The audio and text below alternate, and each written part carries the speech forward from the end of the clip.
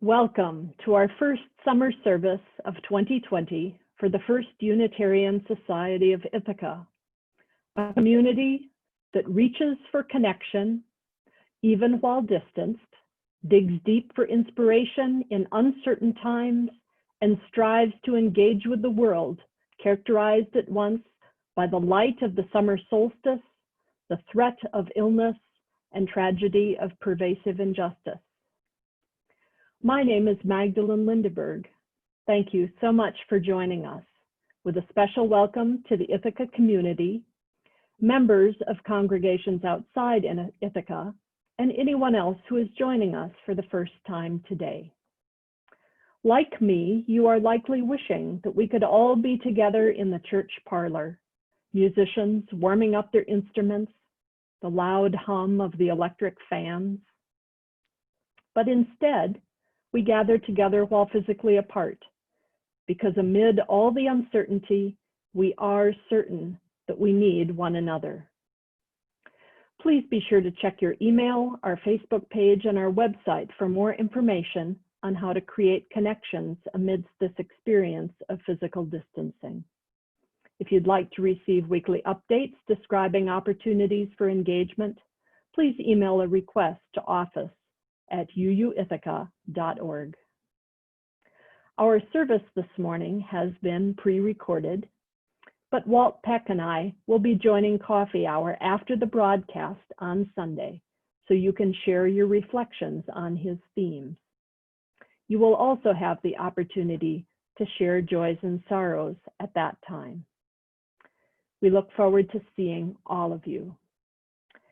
And now, if you will all breathe in and breathe out with me.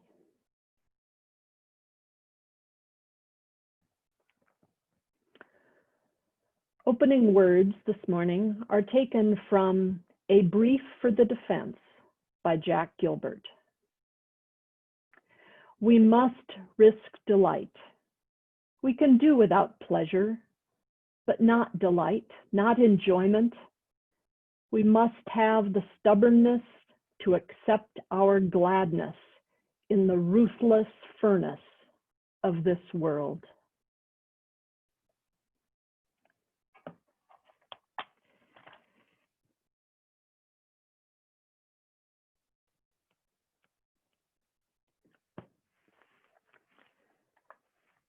Please join me in the chalice lighting words.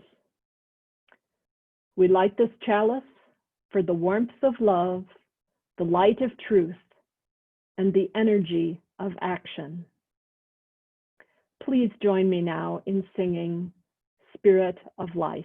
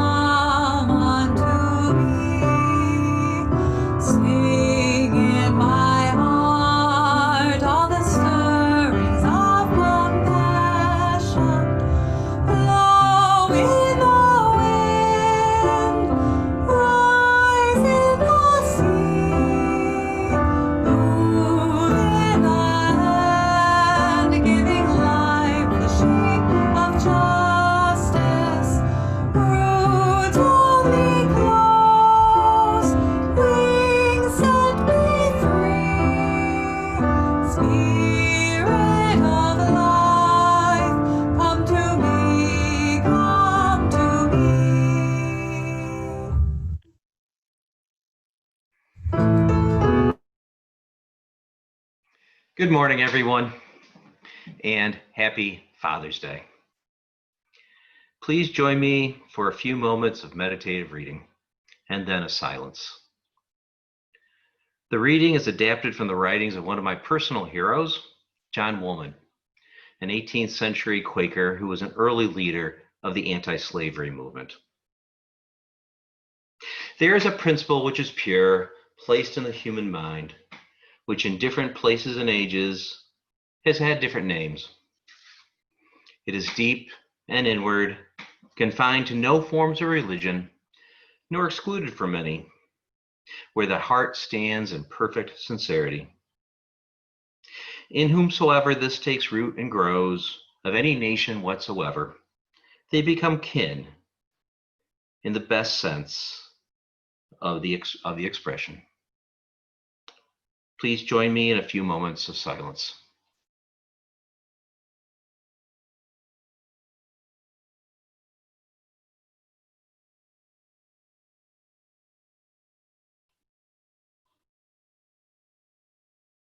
Amen.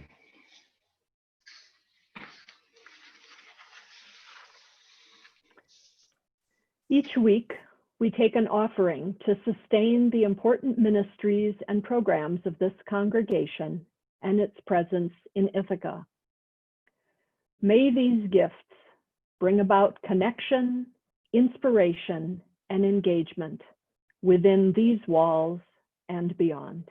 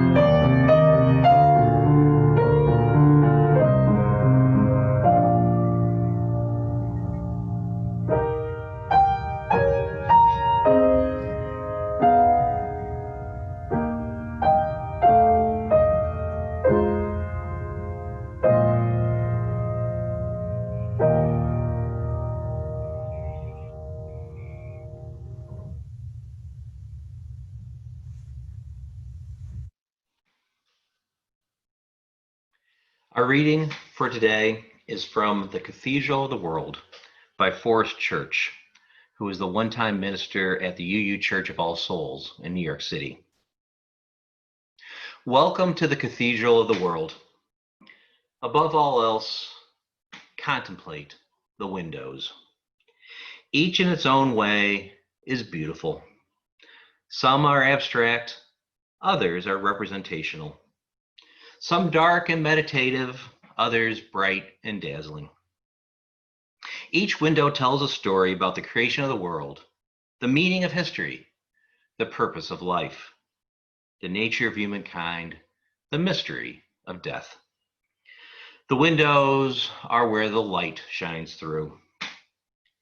A 21st century theology based on the concept of one light and many windows offers to its adherents both breadth and focus. Honoring multiple religious approaches, it only excludes the truth claims of absolutists. That is because fundamentalists claim that the light shines through their window only. Some, as you know from painful recent experience, go so far as to beseech their followers to throw stones through other people's windows. Skeptics draw the opposite conclusion. Seeing the bewildering variety of windows and observing the folly of the worshipers, they conclude that there is no light. But the windows are not the light. They are where the light shines through. We shall never see the light directly, only as refracted through the windows of the cathedral. The light is veiled. Awakened by the light, we stand at the cathedral, trembling with awe.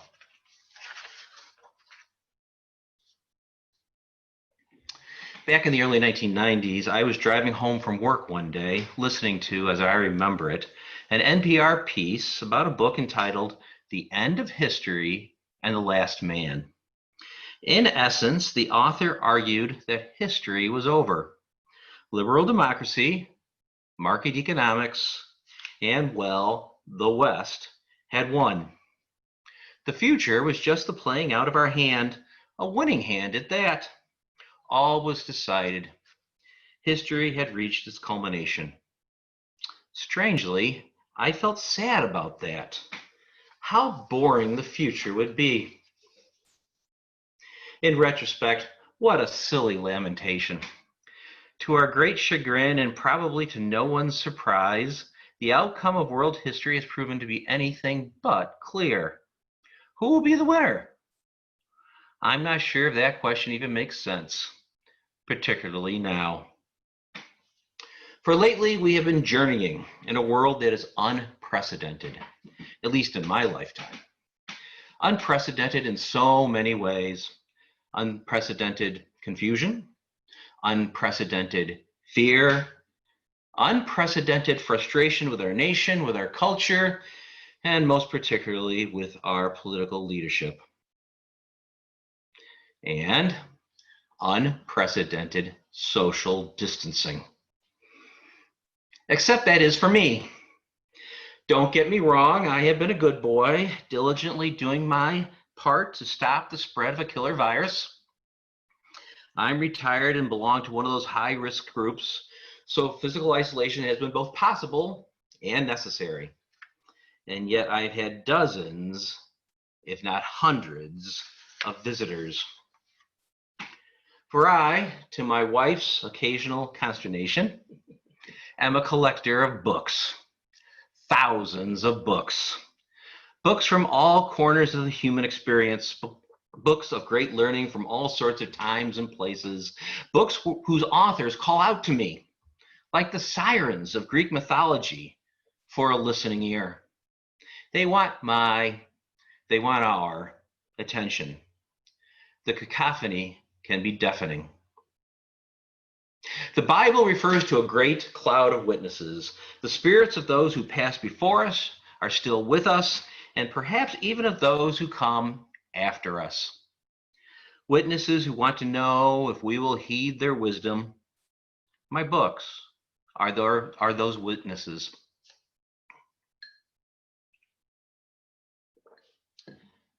A great cloud of witnesses who I have often ignored, for time has always been the problem.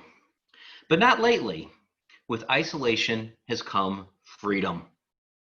Freedom to take the time to read and to listen. Everyone, from Martin Luther to Martin Luther King, has been having their day and their say. St. Francis and the Buddha, John Milton and Julian and Norwich, Muhammad and the Kabbalists, Mencius, the I Ching, and yes, even Mao Zedong. Mythology from the Norse, from the Mesopotamians, and from the native peoples of the Americas, and many, many others. Obscure and profound, exalted and dubious, writings in religion, philosophy, and mythology have been filling my days. And what, you might ask, if anything, have I learned? I'd like to say that I learned some single great universal insight, some Rosetta Stone with a key to the universe. No, I've not found that. Certain commonalities, to be sure, certain themes that help explain the human predicament, but no single story. The writers are too diverse. And thank goodness for that diversity, for human needs are, if anything, even more diverse. I'd like to say that reason was the watchword that guides the messages that I read. But no, that's not what I found.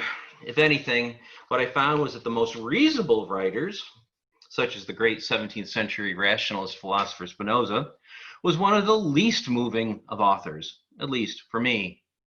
Einstein admired Spinoza's message, so I was predisposed to like him. But Spinoza left me cold. And many of the most inspiring messages were anything but closely reasoned. And I'd like to say that the most patently disagreeable of authors, such as Osama bin Laden or the Cambodian dictator Pol Pot, were so completely nonsensical that no one could possibly be enamored with their words. Sadly, though, I cannot even say that with full honesty. I can see their appeal to those of a given mindset, those that begin with far different assumptions than do you or I. Not all witnesses are wise. And I'd like to say that I found clarity of what the authors believe and clarity of what I believe. But my modernist awareness of the ambiguity and limits of language has given me a certain skepticism that precludes clarity, which maybe is for the good. What then did I find from this great cloud of witnesses? I found myself smiling. Smiling from a particularly elegant turn of a phrase, smiling from an insight that got to the heart of things, smiling from the recognition of the common human struggle that we all share, smiling when I uncovered the source of some great human idea. But what's behind all this smiling? In a word, joy.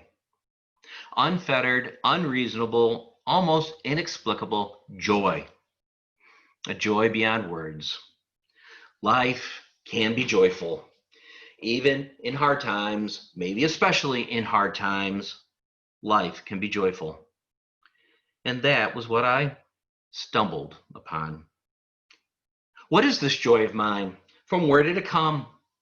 I have found joy, deep joy, from the recognition that I am not alone. The realization that we are all deeply embedded in something beyond ourselves. Call it God, call it spirit, call it the void, call it Brahman, call it the oversoul. Whatever it is called, the source of my joy is the realization that we, you, me, all living things, and even the universe itself are all one and undivided. With this insight, barriers break down. Time, space, even our separation as individuals, all disappear. This is the message I heard from the witnesses on my bookshelf. And it is the light that illuminates the windows in the cathedral of the world.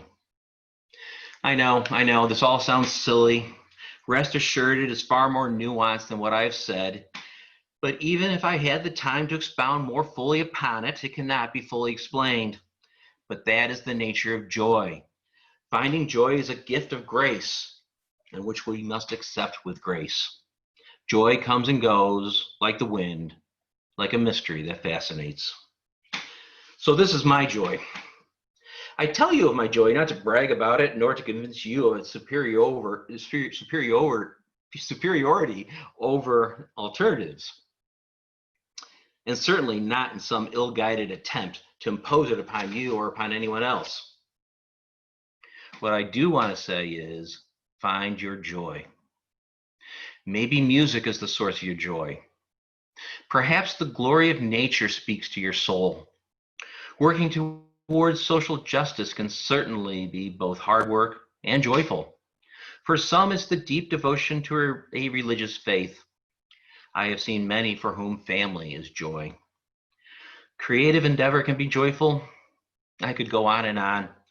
But no matter their infinite variation in time and space, our joys are our blessings, and they make our lives meaningful. But we cannot force our joy on others, nor expect others to respond with joy to our joys. My journey is not your journey, but we can share our joys. And joys are fragile, so we need each other to help them flourish.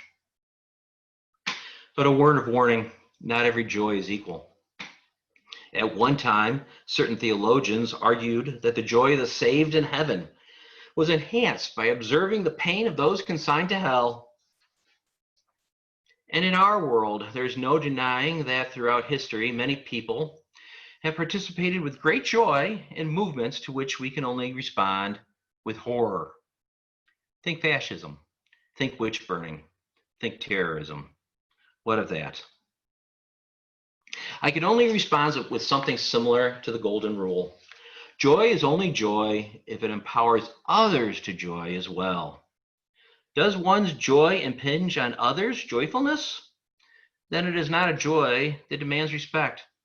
Is it a joy that fails to look after our fellow beings? Does it fail to honor the dignity of all persons and our planet? Then banish it to the trash heap of history.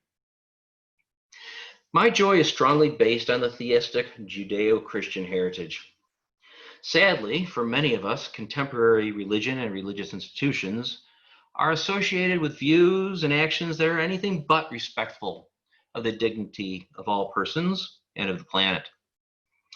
But that is not how it must be. Listen to the prophet Isaiah.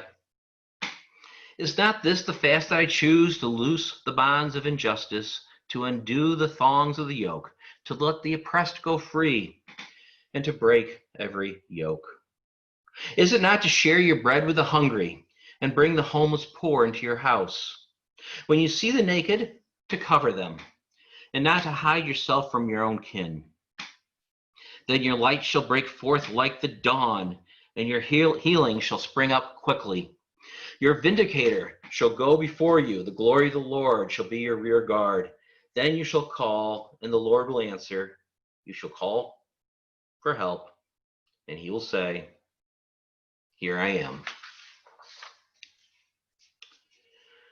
Martin Luther King Jr., on the night before he was assassinated, had this to say. Well, I don't know what will happen now. We've got some difficult days ahead, but it doesn't matter with me now because I've been to the mountaintop, and I don't mind. Like anybody, I would like to live a long life. Longevity has its place, but I'm not concerned about that now. I just want to do God's will. And he's allowed me to go up the mountain, and I've looked over, and I've seen the promised land. I may not get there with you, but I want you to know tonight that we, as a people, will get to the promised land. And I'm happy tonight. I'm not worried about anything. I'm not fearing any man. Mine eyes have seen the glory of the coming of the Lord. From where did this confidence come? If not from the joy welling up from the depth of his belief. As I mentioned at the start of this talk, we live in unprecedented times. It would seem that speaking of joy now is inappropriate. Is it not almost obscene? On the contrary, I would argue that joy is needed now more than ever. How else will we find the inspiration that is needed for the saving of our world? Where then does this leave us? We socially distanced Unitarian Universalists. I would say that we are an example of what the world really needs. Individuals on our separate journeys, but together in our identity. Yes, we see through different windows and our journeys take us down different paths, but we can share our joys with each other and with the world. But keep in mind, let's not be out to impose our joys upon others. Lord knows There are more than enough folks out there who are on that trip. But who knows where our sharing may lead? Maybe your joy is just the message someone else needs. And maybe, just maybe, the great cloud of witnesses will smile down on us in joy. Amen.